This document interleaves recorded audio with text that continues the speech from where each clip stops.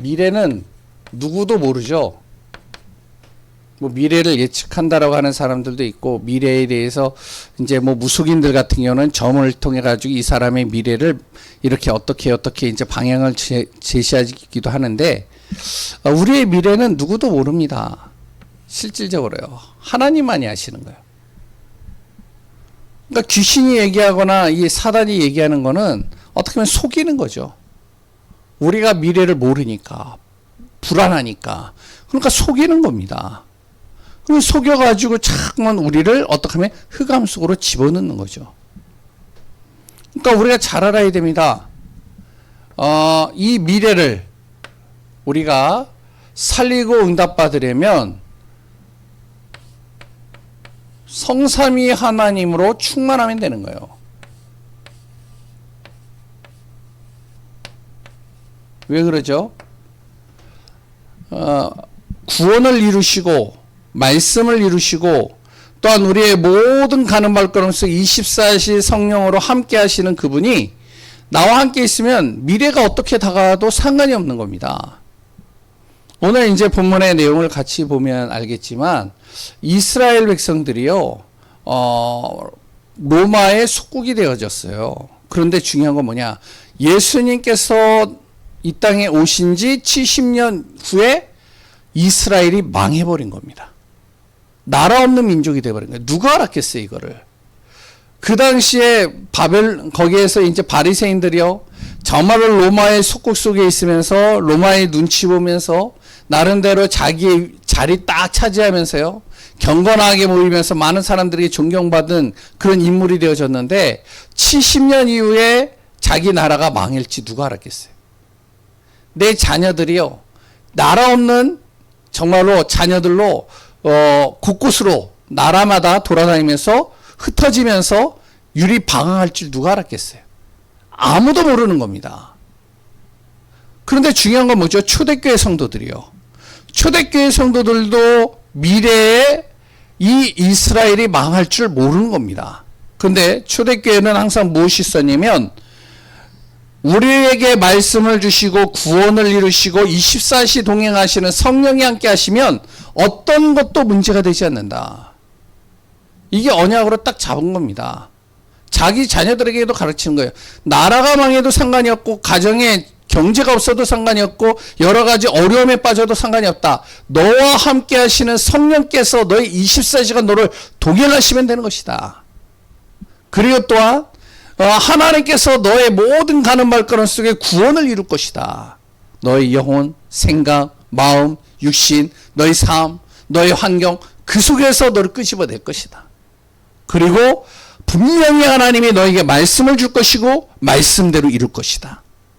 그러니까 성삼위 하나님으로 충만하면 된다는 거예요. 그러니까 미래가 어떤 미래가 다가온다 할지라도 상관이 없는 겁니다. 그래서 사도행전 1장 6절에서 7절 우리가 잘 알잖아요. 바로 예수님께서 이제 하늘로 올라갈 것이다 하니까 뭐라 그러죠?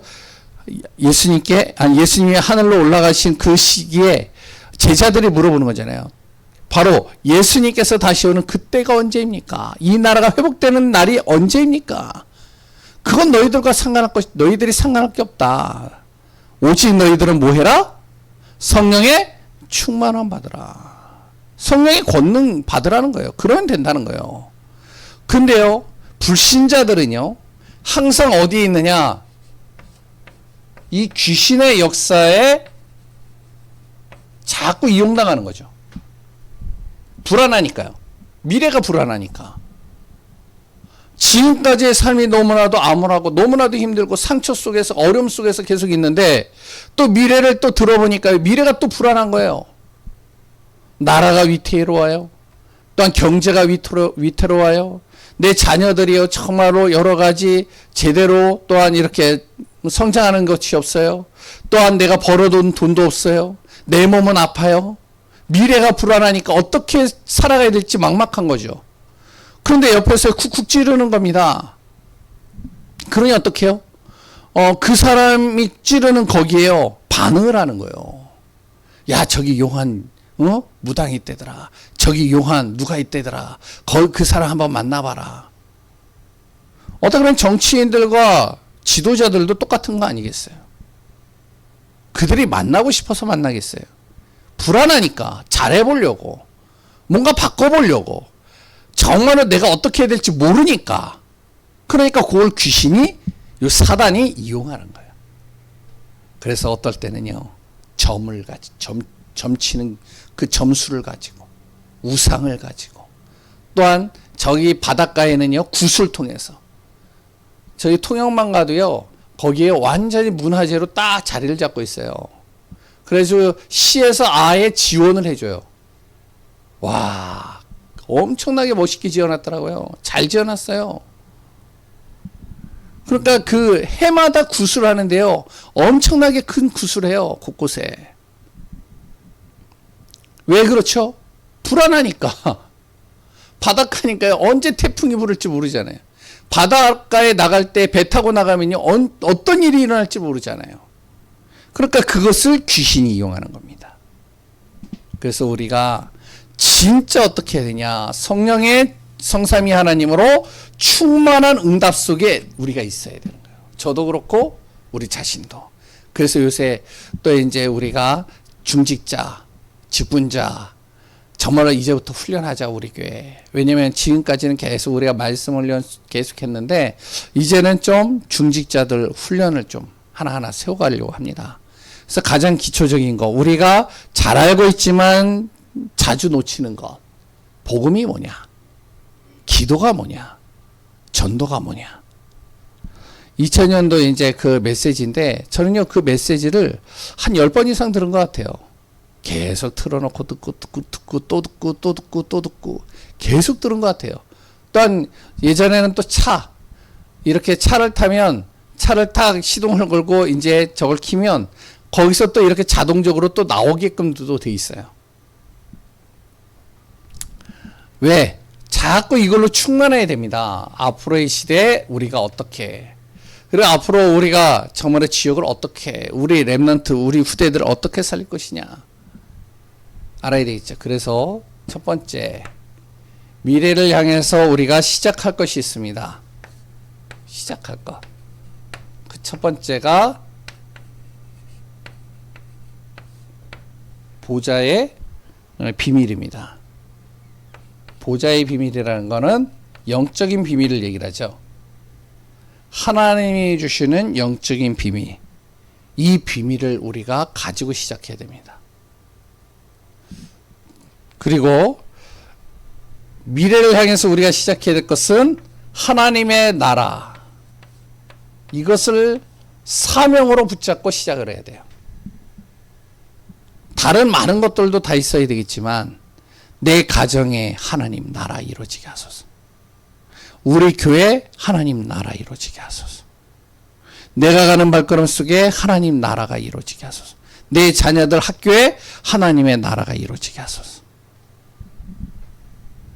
세 번째, 미래를 살리기 위해 우리가 정말로 시작해야 될 것, 미래를 향해서 시작해야 될 것, 하나님 나라의 일입니다. 이건 또 무슨 말이냐? 하나님 나라를 이루기 위해서 내가 해야 될 일이 뭡니까? 이건 항상 마음에 드는 것이죠. 내가 해야 될 일이 뭡니까?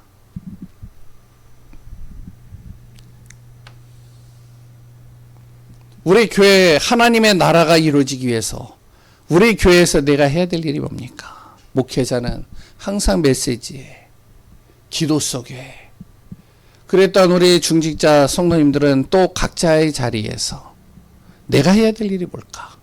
찾는 거죠. 지역 안에서는 이 지역 안에서 내가 할 수 있는 일이 뭘까?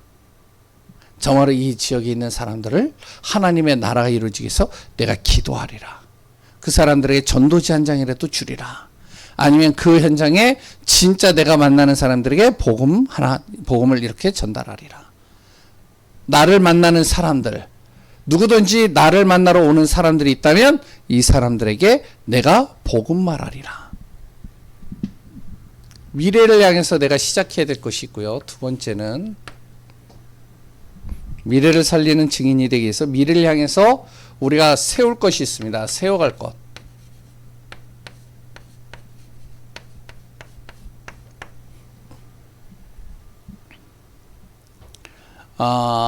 이 비밀을 가지고 우리가 삶들을 세워가야 돼요. 뭐죠? 이방인의 뜰, 기도의 뜰, 렘넌트의 뜰입니다. 다시 얘기하면 뭐죠? 누구나 올 수 있는 성전.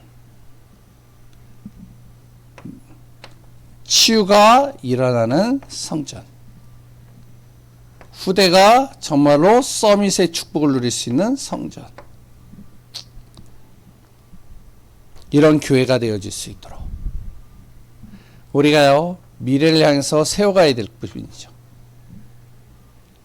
그리고 금토일 시대입니다.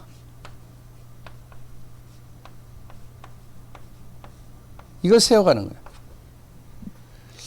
어떻게 보면 일주일 중에 금요일 저녁서부터 시작해서 주일날까지 금토일 시대를 정말로 하나님 앞에 집중하는 시간으로. 그래서 예전에는 좀 이제 교회마다 좀 실패를 한 부분들도 있는데 혹시 아시는지 모르겠어요. 예전에 전원교회가 유행할 때가 있어요. 아세요? 반응이 없나요? 다 쓰시느라고. 혹시 예전에 전원교회라고 들어보셨어요? 모르세요? 예전에 교회마다 무엇이 되어져 있냐면 도심지의 삭막한 데서 벗어나자. 그래가지고 저 자연에다가 교회를 세워놓고 그래서 이제 성도님들이 언제 가느냐? 토요일날 가는 거예요. 토요일날 가서 거기서 이제 밥도 해 먹고 거기서 같이 자고 주일날 그래서 거기서 이제 캠핑 같이 하고 자녀들 다 데리고 그러니까 이제 거기 숲이 있으니까 이제 거기서 이제 뭐 좋은 공기도 마시고 힐링도 하고 그랬던 말씀도 듣고 그래서 주일날 또 예배도 드리고 그래서 주일날 오후 늦게 이제 다시 자기 집으로 돌아오는 거예요. 그래가지고 아시는지 모르겠어요. 옛날에 전원교회가 굉장히 유행했어요. 언제 그랬느냐?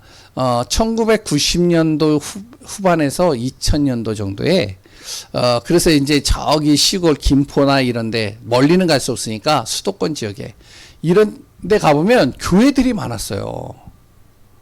그런데 그 교회들이 다 지금은 안 돼가지고 다 이제 내놓고 그래가지고 팔고 그랬는데. 이게 관리가 안 되니까요. 어떻게 보면 이제 이 비슷한 거겠죠. 근데 왜 문을 닫고 왜 안 됐느냐? 이유는 하나입니다. 정확한 이제 답이 없고요. 방향성이 없고요.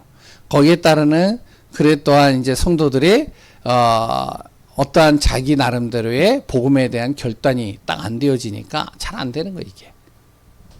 그래가지고 이제 좀 그랬는데 지금 뭐냐 꼭 그렇게 가지 않는다 해도 교회 안에서 금토일 시대 금요일 날은 집중적으로 치유를 놓고 우리 자녀들 치유를 놓고 개인 치유를 놓고 그래 또한 토요일 날은 정말로 우리가 말씀 흐름들이 있잖아요. 그 흐름 타고 주일 날은 말씀의 흐름 속에서 계속 인도받고 그리고 혼자 있는 시간은 묵상할 수 있는 묵상 시간.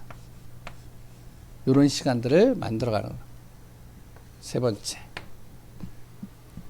그럼 지금부터 내가 할 일.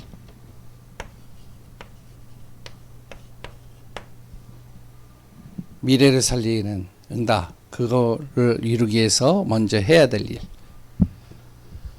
자꾸 복음이요.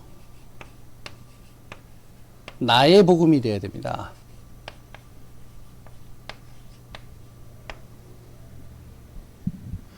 복음은 맞는데 이 복음이 나하고 상관이 없어요. 그러면 아무 소용이 없는 거예요. 그래서 복음이 항상 나하고 맞아야 돼요. 그래서 내가 자꾸 복음 속으로 들어가야 되겠죠. 복음을 누려야 되겠죠. 우리 귀한 성도님들이 우리 여기에 이제 오늘 예배드리는 몇 분 성도님들도 마찬가지겠지만 우리 전 성도들이요 정말로 무엇이 돼야 되냐 복음이 제대로만 누려지면 되는 거예요. 저도 그렇고요. 그러면요, 어떤 것도요, 다 우리는 뛰어넘어갈 수 있습니다. 근데 복음이 누려지지 않으면 계속 힘들어지는 거예요. 제가 참 감사한 게 뭐냐면, 여기 계신 분들 중에서도 그런 분들이 있을 수 있겠지만, 제가 목사가 되어지고 나서 참 감사한 거는 예배 드리는 거에 대해서 갈등하지를 않아요. 무슨 말인지 아시나요? 예? 제가 와서 메시지를 해야 되고 예배를 인도해야 되기 때문에 예배 드리는 시간을 갈등을 하지 않아요. 비가 오든 눈이 오든 어떠한 순간이든 갈등을 하지 않아요. 그냥 당연히 와야 되는 거예요. 저는 그게 좀 감사하더라고요. 그런데 대체적으로 그러지 않잖아요. 갈등하잖아요. 가야 할까 말까, 가야 되나 말아야 되나. 또 유튜브도 잘 나와 있는데 오늘은 유튜브로 집에서 드려야 되나? 어떻게 하지? 뭐 유튜브뿐만 아니라 또 이제 녹화한 것도 올려주는데 내가 시간 되면 또 아무 때나 듣지. 우리는 순간순간 갈등 많이 하거든요. 그런데 우리가 진짜 이 복음이 제대로만 누려진다면 갈등이 안 됩니다. 정말로 우리가 말씀의 은혜 속으로 들어가는 시간이 그 어떤 것보다도 가장 소중하고 중요하다는 것들을 내가 발견하게 되겠죠. 그리고 내가 해야 될 일, 영원한 것입니다.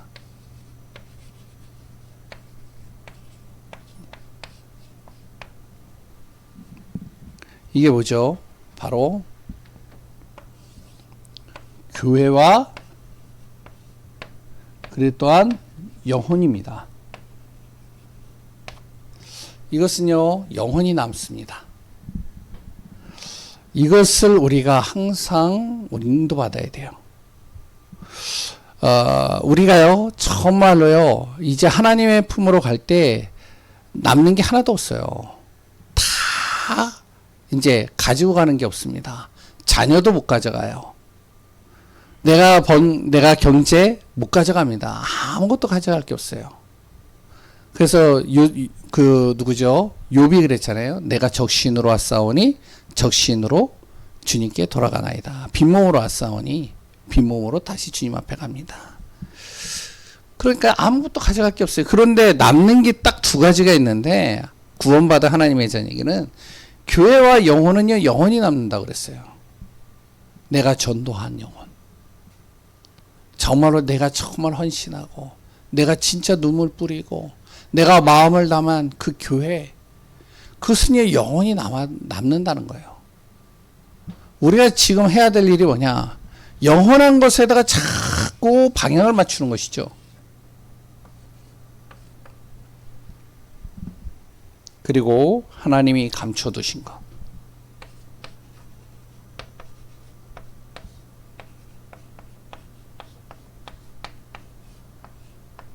하나님이 나를 향해서 감춰두신 축복이 있어요.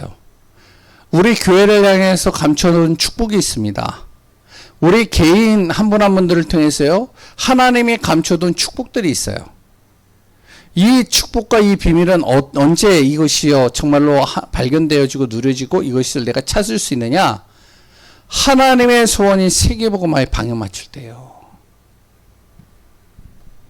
그래서 우리가 무엇이 되면, 지금 우리가 해야 될 일이 항상 잘하든 못하든 우리는 항상 무엇이 되냐면 세계복음화에 방향 맞추는 겁니다.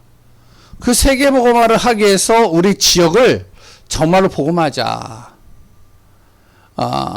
어떤 청소부원이 그랬다고 그러죠. 자기 자녀하고 길을 가는데 그 자녀가 자기 아버지가 청소부원인 것이 굉장히 부끄러운 거예요. 이제 청소 일을 하는 거니까. 새벽마다 청소 일을 하고 돌아오고, 그러고서 이제 땀 흘리는 아버지의 모습.